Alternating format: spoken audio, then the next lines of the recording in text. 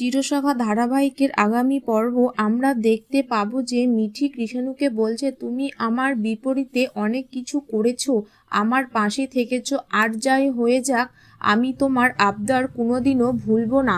আর সম্পর্ক যেহেতু রয়ে গেল, আইনিভাবে ছাড়াছাড়িটা হলো না, তোমরা যা করার করো, আর আমাকে কি করার করতে হবে জানিও, আমি করে দেব। এরপর তোমার যার সঙ্গে বিয়ে হবে সে তোমার জীবনে আসবে, সে যেন সব দিক থেকে যোগ্য হয়ে ওঠে, কোনো মিথ্যের সঙ্গে সহবাস না করতে হয়।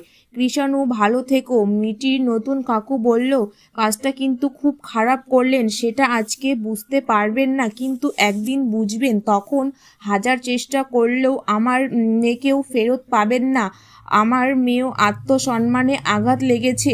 Krishanu all the best. সবাই কমলিকে জিজ্ঞাসা করছিল মিঠি কেমন আছে, তখন কমলি বলে, মিঠিকে জিজ্ঞাসা করো, তুই আজকে কেমন করে এখানে এলি, আজকে তো তোর কাল রাত্রি। মিঠিল বলল, বল কি হয়েছে। মিঠির দাদা বলল, এই তো চলে আসতে হলো, আমাদের ছাড়া থাকতে পারলি না।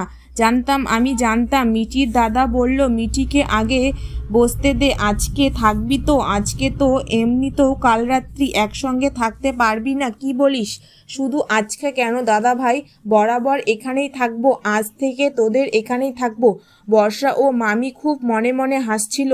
বর্ষা বলল, ভয়ে আমার বুকটা ধকপক করছিল। কমলিনী বলল, কেন বর্ষা, তোমার বুক ধকপক করছিল? আরে মামুনি, এরকম কথা বললে ভয় লাগবে না? মামুনি, ওকে নিয়ে চলে এলে কেন? বিয়ের পরের দিন এইভাবে কেউ নিয়ে আসে? নিয়ম কারণ থাকে, তাই না? বর্ষা বলল, সব কিছুর সীমা থাকে, অতিক্রম করা যায় না কখনো। একটা মেয়ের কালকে বিয়ে হলো আর আজকে বাপের বাড়িতে ফেরত পাঠিয়ে দিল। জানতে হলে অবশ্যই আমার চ্যানেলটিকে সাবস্ক্রাইব করুন।